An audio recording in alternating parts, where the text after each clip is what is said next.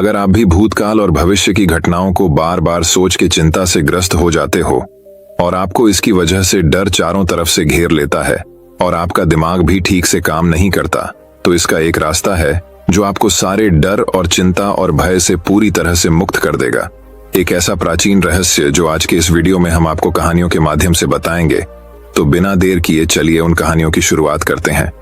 पहली कहानी दोस्तों, ये कहानी है एक लड़के की जो गांव में रहता था। वह लड़का अपनी पुरानी यादों को ना भूल पाने की वजह से परेशान था, क्योंकि एक ही बात को बार बार सोचता रहता था। अगर उस लड़के को कोई कुछ कह देता या फिर उसके साथ कुछ थोड़ा सा भी गलत हो जाता तो वह बस उसी एक घटना के बारे में पूरे दिन सोचता रहता था। वही बात उसके दिमाग में हर समय घूमती रहती थी। फिर वह या तो अपने साथ हुई किसी बुरी घटना के लिए अपनी किस्मत को कोसता रहता या फिर अपने मन में उस इंसान से बदला लेने के ख्याली पुलाव बनाता रहता था। अपनी इस ज्यादा सोचने की आदत की वजह से ना तो लोगों के साथ उसके रिश्ते अच्छे थे और ना ही वह किसी काम को अच्छे से कर पाता था। वो इस वजह से हमेशा तनाव में और हमेशा परेशान रहता था। उसकी यह हालत देखकर उसके एक दोस्त ने उसे सलाह दी कि यहाँ पास के गांव में एक बुजुर्ग रहते हैं, तुम उनके पास जाओ, वह तुम्हारी इस दिमागी प्रॉब्लम का कोई ना कोई हल जरूर बता देंगे। वह लड़का उन बुजुर्ग के पास जाता है और अपनी सारी प्रॉब्लम उन्हें बताता है कि कैसे वह एक ही घटना के बारे में बार बार सोचता रहता है और पुरानी बुरी बातों को भूल नहीं पाता है। लड़के की पूरी बात सुनने के बाद वह बुजुर्ग वहां से उठकर घर के अंदर चले जाते हैं। उन बुजुर्ग का बिना कुछ कहे वहां से उठकर चले जाना लड़के को अजीब सा लगता है, लेकिन वह फिर भी वहीं बैठा रहता है। इतनी देर बाद वह देखता है कि वह बुजुर्ग आदमी मिट्टी के गिलास में पानी भरकर उसकी तरफ आ रहे हैं। वह लड़के के पास आकर खड़े हो जाते हैं और लड़का भी उनके सामने खड़ा हो जाता है। वह लड़के से पूछते हैं, बताओ इस ग्लास का वजन कितना होगा? लड़के ने कहा, मैं एकदम सही तो नहीं बता सकता हूं, लेकिन इस ग्लास का वजन बहुत ही कम है। अब उन बुजुर्ग ने एकदम गंभीर होकर कहा, मेरा सवाल यह है कि अगर मैं इस ग्लास को थोड़ी देर तक ऐसे ही पकड़कर खड़ा रहूं तो क्या होगा? लड़के ने कहा, कुछ भी नहीं होगा। उन बुजुर्ग ने फिर से पूछा, अगर मैं इस ग्लास को इसी तरह 1 घंटे तक पकड़कर खड़ा रहूं तब क्या होगा? लड़के ने कहा, आपके हाथ में दर्द होने लगेगा। उन बुजुर्ग ने फिर से उस लड़के से पूछा कि अगर मैं इस ग्लास को बिल्कुल इसी तरह पूरे दिन पकड़कर खड़ा रहूं तब क्या होगा? लड़की ने कहा, आपके हाथ में बहुत ही भयंकर दर्द होना शुरू हो जाएगा और आपका हाथ सून भी हो सकता है। आपकी मांसपेशियों में भारी तनाव आ सकता है और यहां तक कि आपके हाथ को लकवा भी मार सकता है। उन बुजुर्ग ने मुस्कुराते हुए कहा, बहुत बढ़िया, लेकिन क्या इस दौरान ग्लास का वजन बढ़ा? लड़के ने कहा, नहीं, वजन तो नहीं बढ़ा, गिलास भी वही था और गिलास में पानी भी उतना ही था। फिर से उन्होंने उस लड़के से पूछा, फिर भला मेरे हाथ में दर्द और मांसपेशियों में तनाव क्यों आया? उस लड़के ने जवाब दिया, उस गिलास को बहुत समय तक पकड़े रहने के वजह से। उन बुजुर्ग आदमी ने फिर सवाल किया, अब इस दर्द से छुटकारा पाने के लिए मैं क्या करूं? लड़के ने बड़े आराम से जवाब दिया, गिलास को नीचे रख दीजिए। बुजुर्ग आदमी ने कहा, बिल्कुल सही, और जिंदगी की परेशानियां भी कुछ इसी तरह होती हैं। इन्हें कुछ देर तक अपने दिमाग में रखोगे तो कोई तकलीफ नहीं होगी, लेकिन अगर इनके बारे में ज्यादा देर तक सोचोगे तो दिमाग में दर्द होना शुरू हो जाएगा। अगर और भी देर तक अपने दिमाग में रखोगे तो यह आपको पागल बना देगी और आप कुछ भी नहीं कर पाएंगे। उन बुजुर्ग ने उस लड़के की तरफ इशारा करके कहा, जिंदगी के पिछले गलतियां और घटनाओं के बारे में सोचना जरूरी है, लेकिन उससे भी ज्यादा जरूरी है उनसे सीख कर आगे बढ़ना। अगर तुम एक ही बात को पकड़कर बैठे रहते हो तो ठीक उसे गिलास की तरह यह भी तुम्हारी जिंदगी में दर्द पैदा कर देगी। अगर तुम आज अपने अतीत को लेकर बैठे रहते हो तो अतीत के बारे में सोचते रहने से अभी का आज तुम्हारे हाथ से निकल जाएगा और फिर तुम फ्यूचर में इसके लिए भी पछताओगे। बेहतर यही है कि पुरानी बातों और घटनाओं से सीखकर उन्हें वहीं भूल जाओ और जिंदगी में आगे बढ़ो। तो दोस्तों चलिए अब हमारी दूसरी कहानी की शुरुआत करते हैं। दूसरी कहानी, खुद पर यकीन। एक समय की बात है, एक आदमी ने 2 बिल्डिंग के बीच में एक रस्सी बांधी और वह दोनों बिल्डिंग बहुत ऊंची थी। रस्सी बांधने के बाद उस आदमी ने उस रस्सी के ऊपर कदम रखा और रस्सी पर चलने लगा। नीचे खड़े सारे लोग उस आदमी को देखने लगे और वहां पर काफी सारी भीड़ जमा हो गई। वह आदमी धीरे धीरे करके उस रस्सी पर चल रहा था और सारे लोग उस आदमी को इस तरह देख रहे थे मानो कब वह नीचे गिर जाए। उस आदमी ने आधा रास्ता पार कर लिया, तभी उसका बैलेंस बिगड़ गया। सारे लोगों को यह लगा कि वह नीचे गिरने वाला है, लेकिन वह संभल गया। उस आदमी ने अपना रास्ता कंप्लीट किया और जब वह नीचे उतरा तो सारे लोग तालियां बजा रहे थे, चिल्ला रहे थे और सीटी बजा रहे थे। वह आदमी फिर से उस बिल्डिंग पर चला और इस बार उसने अपने बेटे को अपने कंधे पर बिठाया और फिर से उस दो बिल्डिंग के बीच में बंधी हुई रस्सी पर चलने लगा। उसके बेटे ने उसको कसकर पकड़ लिया और अब तो सारे लोग बड़े ही हैरानी से उसे देख रहे थे। वह आदमी जैसे जैसे उस रस्सी पर कदम रख रहा था, वैसे वैसे लोगों की धड़कनें तेज हो रही थी, लेकिन इस बार भी उस आदमी ने अच्छे से उस रस्सी को पार कर लिया। जब वह नीचे आया तो उसने माइक लेकर पब्लिक की तरफ देखकर कहा, क्या आप लोगों को विश्वास है कि मैं यह फिर से कर सकता हूं? पब्लिक ने बड़ी जोश में हाँ कहा। उस आदमी ने फिर से पब्लिक की तरफ देखकर कहा, क्या आपको पूरा यकीन है कि मैं ये कर सकता हूं? और सारी पब्लिक ने फिर से हाँ कहा। उस आदमी ने कहा, तो फिर लाइए, मुझे आपका बच्चा दीजिए। तभी सारी पब्लिक शांत हो गई। उस आदमी ने कहा, जिस तरह मैंने अपने बच्चों को कंधे पर बिठाकर यह रस्सी पर किया, उसी तरह मैं आपके बच्चे को बिठाकर यह रस्सी पार करूंगा। क्या आपको यकीन है? इस बार पब्लिक में से किसी की आवाज नहीं आई। सारी पब्लिक शांत खड़ी थी। तभी उस आदमी ने कहा, अभी तो आपको मुझ पर पूरा विश्वास था। हिमेश रस्सी को पार कर सकता हूं कि मैं इस रस्सी को पार कर सकता हूं, लेकिन अभी किसी को भी मुझ पर विश्वास नहीं है। दोस्तों, इस कहानी से हमें यह सीख मिलती है कि हमें जितना विश्वास दूसरों पर होता है, उतना ही विश्वास हमें खुद पर भी करना चाहिए। हमें उतना ही विश्वास खुद पर रखना चाहिए। आप दुनिया से पीछे इसीलिए है क्योंकि आप दूसरों को देखकर पूरे विश्वास के साथ यह कहते हैं कि वह कर सकता है, लेकिन आप कभी यह नहीं कहते कि मैं क्यों नहीं कर सकता। यही वजह है कि लोग आपसे इतने आगे निकल रहे हैं और आप वहीं खड़े रहकर देख रहे हैं। ऐसे ही आप भी अपने क्लास के टॉपर को आप देखते होंगे और कहते होंगे कि वह टॉप कर सकता है। मैं आपसे पूछना चाहता हूं कि आप क्यों नहीं टॉप कर सकते? अगर आप आज मन लगाकर पढ़ोगे तो कल को आपको नौकरी ढूंढने के लिए कहीं भटकना नहीं पड़ेगा। लेकिन अगर आज आपने मौज मस्ती में और सोशल मीडिया में अपना वक्त गुजार दिया, तो फिर जो आने वाला वक्त है उसमें आपको धक्के खाना पड़ेगा। खुद पर विश्वास रखो और मेहनत करते जाओ, क्योंकि बगैर मेहनत का कोई फल नहीं है। तो दोस्तों, चलिए अब हमारी तीसरी कहानी की शुरुआत करते हैं। तीसरी कहानी, बुरा वक्त। यह है एक राजा के बारे में जिसकी राज्य बहुत छोटी थी और सैनिक भी। चलिए पढ़ते हैं कि वो राजा किस तरह अपने राज्य को बचाता है। एक वक्त की बात है, एक राजा था और उस राजा का राज्य बहुत छोटा था और उस राजा के पास ज्यादा सिपाही भी नहीं थे। उसे हर वक्त यह डर रहता है कि कब किधर से कोई उसके राज्य पर हमला कर दे। एक बार और आज जंगल के रास्ते से अपने महल की तरफ जा रहा था।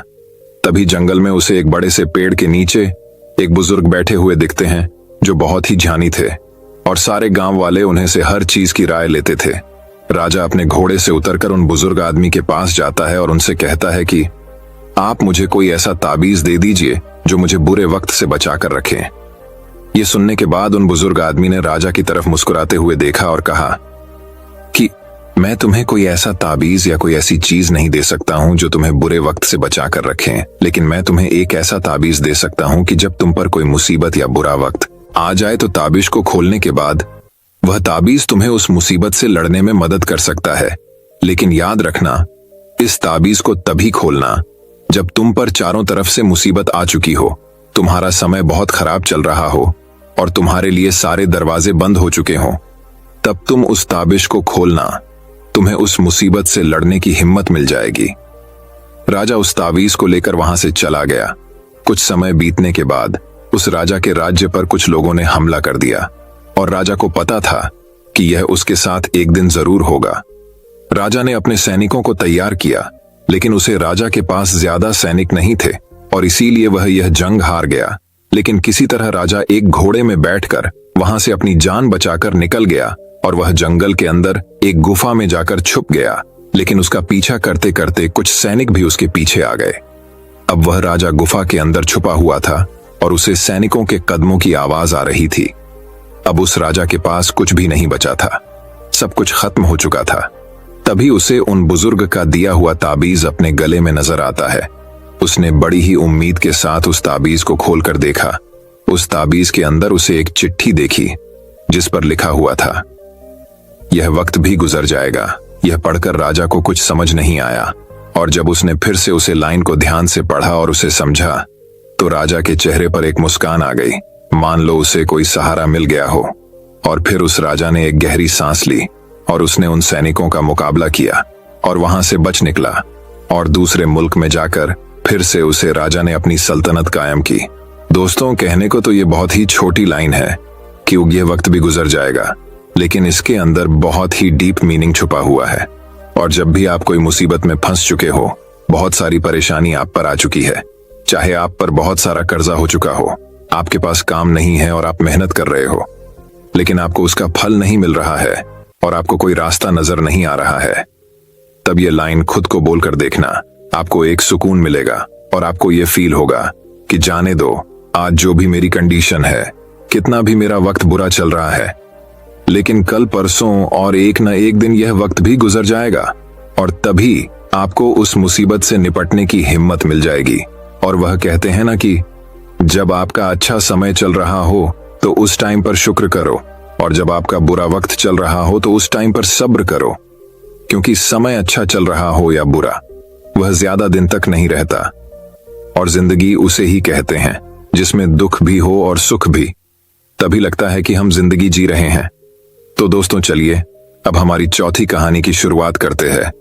चौथी कहानी गौतम बुद्ध रामदास को एक अद्भुत शिक्षा देते हैं। वो ऐसी कौन सी शिक्षा देते हैं जो कि रामदास को अपने जीवन में बहुत काम आती है, ये जानने के लिए सुनिए ये कहानी। एक दिन गौतम बुद्ध किसी के घर पर भिक्षा मांगने के लिए गए। वो जिसके घर पर गए थे उसका नाम रामदास था। गौतम बुद्ध उसके घर पर जाकर आवाज लगाते हैं और थोड़ी देर बाहर खड़ीते रहते हैं। थोड़ी देर बाद रामदास अंदर से आया। उसने महात्मा बुद्ध से कहा कि क्या बात है। भगवान बुद्ध ने कहा कि मेरे पास कुछ खाने को नहीं है, मैं भिक्षा मांगने निकला हूं।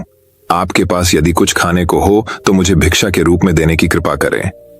रामदास ने गौतम बुद्ध से कहा कि आप थोड़ा इंतजार कीजिए, मैं अंदर घर में जाकर देख के आता हूं कि कुछ खाने के लिए है या नहीं।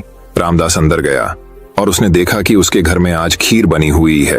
रामदास अंदर से ही चिल्लाता है, महाराज आप रुकिए, मैं आपके लिए खीर लेकर आता हूँ। भगवान बुद्ध सोचते हैं कि मैंने इतनी देर तक इंतजार किया है तो थोड़ी देर और रुक जाता हूँ। रामदास अंदर से एक बड़े बर्तन में खीर लेकर आया। रामदास ने बुद्ध से कहा कि आप मुझे अपना पात्र दीजिए, मैं आपको उसमें खीर दे देता हूँ, पर आपको उससे पहले मेरे एक प्रश्न का जवाब देना पड़ेगा। गौतम बुद्ध ने कहा, अच्छा ठीक है, तुम मुझे पहले अपना प्रश्न पूछ लो। रामदास ने कहा, मुझे ईश्वर प्रेम चाहिए, वो मुझे कैसे मिलेगा। रामदास ने यह भी कहा कि मैं इस सवाल का जवाब जानने के लिए बड़े बड़े संतों के पास गया, मैंने बड़े बड़े ग्रंथ पढ़े, किताबें पढ़ी, लेकिन मेरे अंदर नहीं भागवत प्रेम जागा। अब आप ही मुझे बताइए कि वो मुझे कैसे प्राप्त होगा। गौतम बुद्ध ने कहा, तुमने प्रश्न तो बहुत कठिन पूछा है, लेकिन मैं तुम्हें इसका जवाब दूंगा, लेकिन तुम्हें मुझे पहले जो तुम लाए हो कृपा करके मुझे दो, ताकि मैं उसे खाकर अपनी भूख को मिटा सकूं। फिर मैं आराम से बैठकर तुम्हारे सवाल का जवाब सोचता हूं। रामदास ने कहा, महाराज आप मुझे आपका बर्तन दीजिए, मैं खीर आपके पात्र में दे देता हूं। बुद्ध ने अपनी झोली में से एक पात्र निकाला, लेकिन जब रामदास खीर डालने लगा तो उसने देखा कि वो पात्र तो बड़ा मैला है। उस पात्र में बहुत सारी धूल मिट्टी लगी हुई थी। रामदास जब उस पात्र में खीर डालने लगा तो उसके हाथ रुक गए और उसने कहा कि महाराज ये पात्र तो बहुत गंदा है, मैं इसमें खीर तो डाल दूंगा, लेकिन मेरा डालना बेकार हो जाएगा, क्योंकि आपका ये पात्र गंदा है। आप खीर ले लेंगे किंतु उसे खा नहीं पाएंगे, इसमें इतनी मिट्टी इतनी धूल है कि मेरा इसमें डालना बेकार हो जाएगा। महाराज आप ऐसा कीजिए कि पहले इस पात्र को स्वच्छ कर लीजिए, धोकर ले आइए, फिर मैं आपके पात्र में खीर दे देता हूँ। रामदास की बात सुनकर गौतम बुद्ध ने कहा, कहाँ की रामदास, बस यही तुम्हारे प्रश्न का भी जवाब है। तुमने मुझसे पूछा ना कि मुझे ईश्वर प्रेम कैसे मिलेगा। सुनो, अभी तुम्हारे मन का जो पात्र है वह बड़ा मैला है, बिल्कुल इस पात्र की तरह। तुम पहले सत्संग करके, पूजा पाठ करके, अपने कर्तव्यों को अच्छे से निभाकर अपने मन रूपी पात्र को साफ कर लो, तो अपने आप ईश्वर का प्रेम मिल जाएगा। सीख, हमें ईश्वर का प्रेम प्राप्त करने के लिए अपने मन को शुद्ध करना पड़ेगा, अपने मन रूपी पात्र को साफ करना होगा। पहले इसकी गंदगी दूर करनी होगी, तभी हमें ईश्वर का प्रेम प्राप्त हो सकता है। तो दोस्तों चलिए अब हमारी 5वीं कहानी की शुरुआत करते हैं। 5वीं कहानी दोस्तों बात बहुत समय पहले की है। एक दिन शामनगर राज्य के राजा को भाग्य देखने वाले आर्षि के बारे में पता चला। उसके मन में भी अपना भाग्य जानने की इच्छा पैदा हुई। उसने आर्षि को लाने के लिए अपने सैनिक भेज दिए। सैनिक आर्षि के पास पहुंचे और हाथ जोड़कर राजा के पास चलने का निवेदन किया। आर्षि ने निवेदन स्वीकार किया और राजा के पास जाने को तैयार हो गया। सैनिक आर्षि को सहसम्मान राजा के पास ले आए। राजा ने भी आर्षि की आवभगत में कोई कसर नहीं छोड़ी। उनका पूरा आदर सत्कार करने के बाद राजा ने उसे अपना भाग्य बताने का निवेदन किया। आर्षि ने राजा के भाग्य रेखा देखी और कहा, आपका जीवन सौभाग्य से परिपूर्ण है। आपके राज्य का विस्तार होगा और आपका जीवन में हर्ष उल्लास बना रहेगा। ये सुनकर राजा बहुत प्रसन्न हुआ। उसने आर्षि को ढेर सारे उपहार दिए। कुछ देर बाद राजा ने आर्षि से पूछा, गुरुवर, क्या मेरे जीवन में कोई दुर्भाग्य भी जुड़ा हुआ है? आर्षि ने कहा, हर किसी का जीवन सौभाग्य और दुर्भाग्य का मिश्रण होता है। तुम्हारे जीवन में भी दुर्भाग्य है। और उसने राजा को उसके दुर्भाग्य के बारे में बता दिया। दुर्भाग्य के बारे में सुनकर राजा को बहुत क्रोध आया। उसने सैनिकों से कहा कि आर्षि को फांसी पर लटका दिया जाए। ऐसे व्यक्ति को जीवित रहने का कोई अधिकार नहीं जो अपने राजा के दुर्भाग्य की बात करता हो। सैनिक आर्षि को पकड़ कर ले जाने लगे। तब आर्षि ने राजा से कहा, राजन, आपकी मृत्यु से जुड़ा सच मैं आपको बताना भूल गया। मेरी मृत्यु के ठीक 1 घंटे बाद आपकी भी मृत्यु हो जाएगी। ये सुनकर राजा भयभीत हो गया। उसने सैनिकों से कहा कि आर्षि को छोड़ दे। सैनिकों ने आर्षि को छोड़ दिया और आर्षि सकुशल अपनी कुटिया लौट गया। अपनी बुद्धिमत्ता से उसने अपने प्राण बचा लिए। दोस्तों, यह कहानी हमें यह शिक्षा प्रदान करती है कि मुसीबत के समय अपने बुद्धि का प्रयोग करना चाहिए। बुद्धि से हर मुसीबत से निकला जा सकता है। तो दोस्तों चलिए अब हमारी 6ठी कहानी की शुरुआत करते हैं। 6ठी कहानी अब 6ठी कहानी कुछ इस प्रकार शुरू होती है। वैशाली नगर राज्य का राजा बड़ा ही गरीब राजा था। पड़ोसी राज्य से युद्ध के बाद उसका राजसी खजाना खाली हो चुका था। धन संपत्ति के नाम पर उसके पास कुछ शेष नहीं था, मगर वह एक नेक दिल राजा था और प्रजा की खुशहाली के लिए कुछ भी करने को तैयार रहता था। प्रजा अपनी समस्याएं लेकर उसके पास आती। वह उन्हें ध्यान से सुनता और अपने सामर्थ्य अनुसार उनका निराकरण करने का प्रयास करता। उसके दयालु और नेक स्वभाव के कारण प्रजा उससे बहुत प्रेम करती थी। लेकिन राजा को हमेशा इस बात का दुख रहता था कि धन की कमी के कारण वह अपनी प्रजा के लिए ज्यादा कुछ नहीं कर पाता। एक दिन उसके राज्य में एक साधु आया। लंबी यात्रा के कारण वह भूख प्यास से बेहाल हो चुका था और रास्ते के किनारे निढाल होकर बैठा हुआ था। उसी समय राजा रोज की तरह प्रजा की स्थिति जानने के लिए भ्रमण पर निकला। उसकी दृष्टि उस साधु पर पड़ी। वह उसके पास गया और उसका हाल पूछा।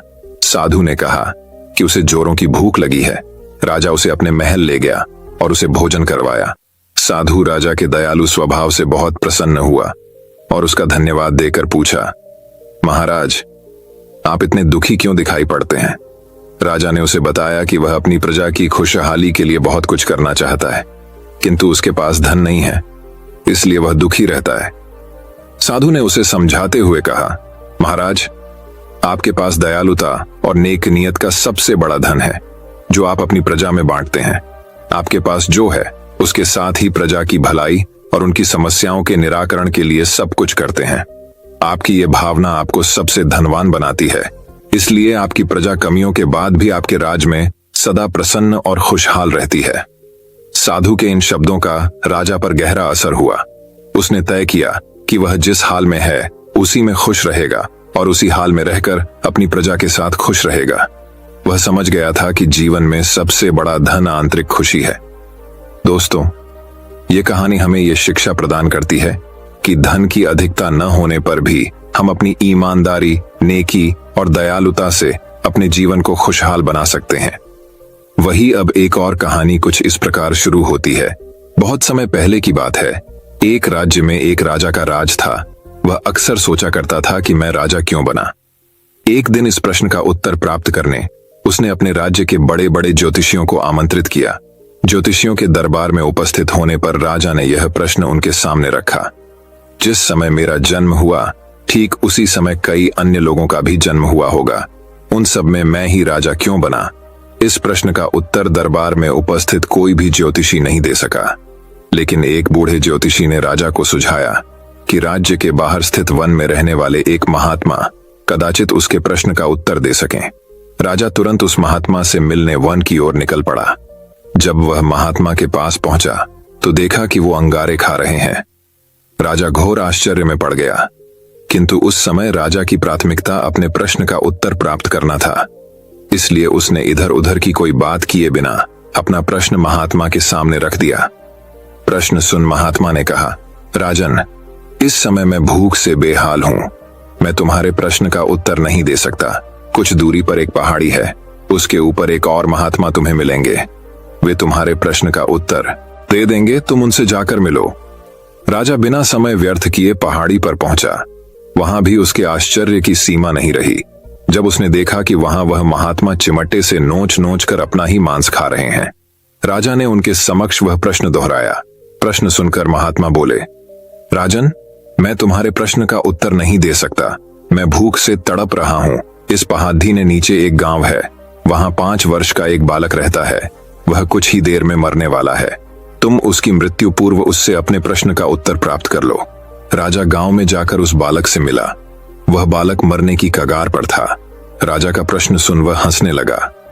एक मरते हुए बालक को हंसता देख राजा चकित रह गया, किंतु वह शांति से अपने पूछे गए प्रश्न के उत्तर की प्रतीक्षा करने लगा। बालक बोला, राजन, पिछले जन्म में मैं, तुम और वो 2 महात्मा जिनसे तुम पहले मिल चुके हो, वो भाई थे। एक दिन हम सभी भाई भोजन कर रहे थे कि एक साधु हमारे पास आकर भोजन मांगने लगा। सबसे बड़े भाई ने उससे कहा कि तुम्हें भोजन दे दूंगा, तो क्या मैं अंगारे खाऊंगा, और आज वह अंगारे खा रहा है। दूसरे भाई ने कहा कि तुम्हें भोजन दे दूंगा, तो क्या मैं अपना मांस नोचकर खाऊंगा, और आज वह अपना ही मांस नोचकर खा रहा है।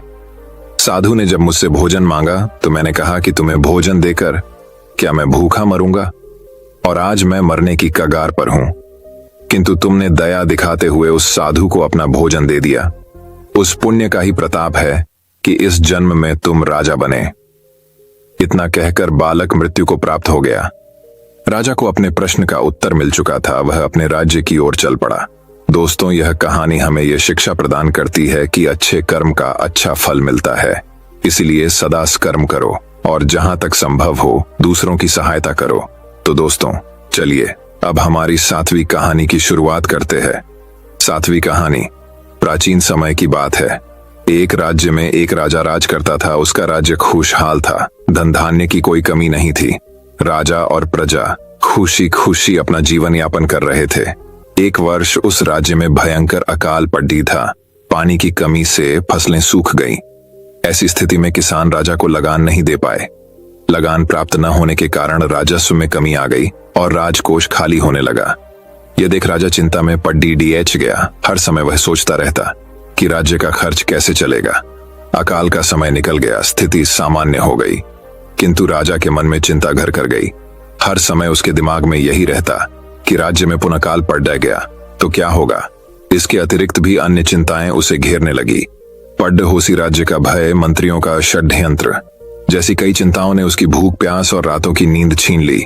वह अपनी इस हालत से परेशान था, किंतु जब भी वह राजमहल के माली को देखता तो आश्चर्य में पड़ीएच जाता। दिन भर मेहनत करने के बाद वह रूखी सूखी रोटी भी छक्कर खाता और पेड्डा के नीचे मजे से सोता। कई बार राजा को उससे जलन होने लगती। एक दिन उसके राज दरबार में एक सिद्ध साधु पधारे। राजा ने अपनी समस्या साधु को बताई और उसे दूर करने सुझाव मांगा। साधु राजा की समस्या अच्छी तरह समझ गए थे। वे बोले, राजन, तुम्हारी चिंता की जड़ राजपाट है। अपना राजपाट पुत्र को देकर चिंता मुक्त हो जाओ। इस पर राजा बोला, गुरुवर, मेरा पुत्र मात्र 5 वर्ष का है। वह अबोध बालक राजपाट कैसे संभालेगा? तो फिर ऐसा करो कि अपनी चिंता का भार तुम मुझे सौंप दो। साधु बोले। राजा तैयार हो गया और उसने अपना राजपाट साधु को सौंप दिया। इसके बाद साधु ने पूछा, अब तुम क्या करोगे?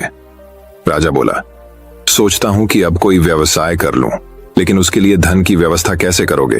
अब तो राजपाट मेरा है, राजकोष के धन पर भी मेरा अधिकार है, तो मैं कोई नौकरी कर लूंगा। राजा ने उत्तर दिया, ये ठीक है, लेकिन यदि तुम्हें नौकरी ही करनी है तो कहीं और जाने की आवश्यकता नहीं। यही नौकरी कर लो। मैं तो साधु हूं, मैं अपनी कुटिया में ही रहूंगा, राजमहल में ही रहकर मेरी ओर से तुम ये राजपाट संभालना। राजा ने साधु की बात मान ली और साधु की नौकरी करते हुए राजपाट संभालने लगा। साधु अपनी कुटिया में चले गए। कुछ दिन बाद साधु पुनः राजमहल आए और राजा से भेंट कर पूछा, कहो राजन, अब तुम्हें भूख लगती है या नहीं, और तुम्हारी नींद का क्या हाल है गुरुवर? अब तो मैं खूब खाता हूं और गहरी नींद सोता हूं। पहले भी मैं राजपाट का कार्य करता था, अब भी करता हूं। फिर ये परिवर्तन कैसे? ये मेरी समझ के बाहर है। राजा ने अपनी स्थिति बताते हुए प्रश्न भी पूछ लिया। साधु मुस्कुराते हुए बोले, राजन, पहले तुमने काम को बोझ बना लिया था और उस बोझ को हर समय अपने मानस पटल पर ढोया करते थे, किंतु राजपाट मुझे सौंपने के उपरांत तुम समस्त कार्य अपना कर्तव्य समझकर करते हो, इसलिए चिंता मुक्त हो। सीख, जीवन में जो भी कार्य करें अपना कर्तव्य समझकर करें, न कि बोझ समझकर। यही चिंता से दूर रहने का तरीका है। तो दोस्तों चलिए अब हमारी 8वीं कहानी की शुरुआत करते हैं। 8वीं कहानी, एक राजा और गूंगे फकीर में गहरी मित्रता थी। राजा फकीर से अपने दिल की हर बात कहता और फकीर मुस्कुराते हुए सुनता। राजा को उसका साथ इतना भाने लगा कि उसने उसकी रहने की व्यवस्था अपने महल में करवा दी थी। फकीर राजा के साथ महल में रहने लगा। समय गुजरता गया और राजा का उसके प्रति प्रेम बढ़ता गया। एक दिन राजा अपने काफिले के साथ राज्य भ्रमण पर निकला। फकीर भी उसके साथ था। शाम को वे राज्य के अंतिम छोर तक के गांवों की स्थिति जानकर वापस लौट रहे थे। रास्ते में घना जंगल पड़ा। राजा का काफिला रास्ता भटक गया। राजा ने अपने सारे सैनिकों को रास्ता ढूंढने के लिए चारों दिशाओं में भेज दिया और खुद फकीर के साथ एक पेड़ के नीचे सुस्ताने लगा। उसी पेड़ पर एक फल लगा हुआ था। राजा और फकीर दोनों भूखे थे। राजा ने पेड़ पर चढ़कर फल तोड़ लिया और उसके 6 टुकड़े कर दिए, 3 अपने लिए, 3 फकीर के लिए। अपनी आदत के अनुसार उसने पहला टुकड़ा फकीर को दिया। फकीर फल खाकर मुस्कुराया और अपना हाथ आगे बढ़ा दिया। राजा ने दूसरा टुकड़ा भी फकीर को दिया। फकीर फल खाकर मुस्कुराया और फिर से अपना हाथ आगे कर दिया। राजा ने उसे तीसरा टुकड़ा भी दे दिया। एक एक करके फकीर 5 टुकड़े खा गया और 6वें के लिए भी हाथ आगे बढ़ा दिया। ये देख राजा को बड़ा क्रोध आया। बोला, ये मेरा तुम्हारे प्रति प्रेम है कि मैं तुम्हें अपने महल में अपने साथ रखता हूं, हर सुख सुविधा तुम्हें मुहैया करवाता हूं, पर आज मुझे पता चल गया कि तुम्हारे दिल में मेरे लिए जरा भी प्रेम नहीं है। भूखा मैं भी हूं, किंतु तुम इतने स्वार्थी हो कि सारा फल खुद खा जाना चाहते हो। तुम्हारी असलियत में जान गया। आज से हमारी दोस्ती खत्म। अभी इसी वक्त मेरी नजरों से दूर चले जाओ। फकीर चला गया। फकीर के जाने के बाद राजा फल का आखिरी टुकड़ा खाने लगा, लेकिन फल को चबाते ही उसने फल थूक दिया। फल इतना कड़वा था कि उसे खाया ही नहीं जा सकता था। राजा को समझ आ गया कि फकीर क्यों सारे टुकड़े मांगकर खा जाना चाहता था, और यह भी कि उसका प्रेम कितना गहरा था। राजा की दी हर चीज वह खुशी खुशी स्वीकार करता था और सदा मुस्कुराते रहता था। इसलिए जब राजा ने उसे फल दिया तो वह भी स्वीकार किया और कड़वा होने के बावजूद मुस्कुराते हुए खा गया। वह सारे टुकड़े इसलिए मांगकर खा जाना चाहता था ताकि राजा को इस बात का पता न चल सके कि वह साधु को कड़वा फल खिला रहा है। जब राजा के दिए मीठे फल उसने खुशी खुशी खाए थे तो कड़वा क्यों न खाता। ये बात समझ में आने पर राजा पछताने लगा, मगर अब देर हो चुकी थी।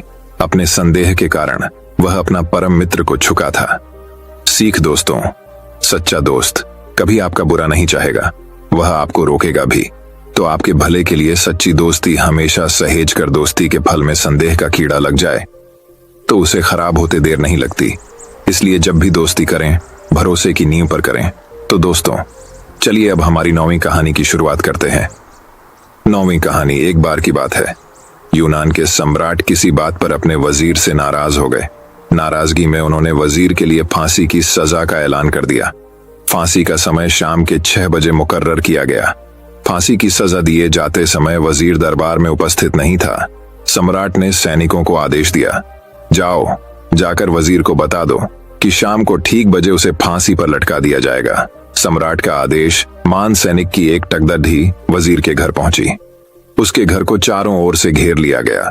कुछ सैनिक घर के अंदर गए। अंदर जाने पर उन्होंने देखा कि वहां तो जश्न का माहौल है। उस दिन वजीर का जन्मदिन था। उसके घर पर रिश्तेदारों और दोस्तों की चहल पहल थी। संगीत बज रहा है, नाच गाना चल रहा था। पूरे घर में पकवान की खुशबू फैल रही थी। कुल मिलाकर वहां का माहौल बद्दा खुशनुमा था। सैनिकों ने भरी महफिल में ऐलान कर वजीर को फांसी की सजा के बारे में बताया। यह भी बताया कि फांसी शाम 6 बजे दी जाएगी। यह ऐलान सुनकर वहां मौजूद हर शख्स हैरान रह गया। फौरन संगीत और नाच गाना बंद कर दिया गया। रिश्तेदार, दोस्त और परिवारजन उदास हो गए। तभी कमरे में छाई खामोशी में वजीर की आवाज गूंजी, ऊपर वाले का लाख लाख शुक्रिया कि उसने फांसी के लिए शाम 6 बजे तक का वक्त दे दिया। तब तक हम सब जश्न मना सकते हैं। वजीर की बात सुनकर दोस्तों, रिश्तेदारों और परिवारजनों ने कहा, कैसी बात कर रहे हो? फांसी की सजा सुनाई गई है तुम्हें और तुम जश्न मनाना चाहते हो। वजीर ने किसी तरह सबको समझाया और जश्न फिर से शुरू करवाया। दोस्त उदास थे, लेकिन वजीर की खुशी के लिए जश्न में शामिल हो गए। यह खबर सैनिकों द्वारा सम्राट तक पहुंचाई गई। सम्राट पूरा माजरा जानने वजीर के घर पहुंच गया। वहां पहुंचकर जब उसने सबको जश्न मानते हुए देखा तो वह भी दंग रह गया। उसने वजीर से कहा, तुम पागल हो गए हो क्या? शाम 6 बजे तुम्हें फांसी पर लटका दिया जाएगा और तुम जश्न मना रहे हो। वजीर बद्देही अदब से बोला, हुजूर, आपका बहुत बहुत शुक्रिया कि आपने फांसी का वक्त शाम 6 बजे मुकर्रर किया। इस तरह मुझे शाम 6 बजे तक का वक्त मिल सका। यदि आप मुझे ये वक्त न देते तो मैं अपने परिवार, दोस्तों और रिश्तेदारों के साथ जश्न कैसे मना पाता। फांसी पर लटकने के पहले मेरे पास शाम तक का वक्त है। ये मैं क्यों जाया करूं? मेरे पास जितना भी वक्त है उसे मैं खुशी खुशी गुजारना चाहता हूं। ये बात सुनकर राजा ने वजीर को गले लगा लिया और कहा, जिस इंसान को वक्त की कदर है, जो जिंदगी का हर लम्हा खुशी खुशी गुजारना चाहता है, उसे मौत कैसे दी जा सकती है? उसे जीने का पूरा हक है। तुम्हारी बातों ने हमारा दिल खुश कर दिया। तुम्हारी फांसी की सजा माफ की जाती है। सीख, जिंदगी खूबसूरत है, इसका हर लम्हा खुशी के साथ गुजारें। ये जरूर है कि जिंदगी में कई बार मुश्किलों भरा वक्त सामने अखद्धा होता है और हम परेशान हो जाते हैं। ऐसे में हम जिंदगी जीना ही छोड़ देते हैं। मुश्किलों से हारे नहीं, उसका सामना करें और खुशी के साथ करें। जो भी समय आपके पास है उसका पूरा सदुपयोग करें। ये जिंदगी बार बार नहीं मिलने वाली, इसे खुलकर जिएं। दोस्तों, मैं उम्मीद करता हूं कि यह कहानी सुनने से आपके जीवन में अच्छे बदलाव आए होंगे। आपको इस वीडियो से क्या सीखने मिला, ये कमेंट करके जरूर बताएं और अपने परिवार, दोस्तों या आपके करीबी इंसान के साथ ये कहानी शेयर करके उन्हें भी इस ज्ञान से परिचित करवाएं। बाकी अगर आपको यह वीडियो दिल से अच्छी लगी हो तभी इस वीडियो को लाइक कर देना और आपने अब तक इस चैनल को सब्सक्राइब न किया हो तो चैनल को सब्सक्राइब भी जरूर कर देना। आपका हर दिन शुभ हो और खुशियों से आपका जीवन भरा रहे। धन्यवाद। नमो बुद्धाय।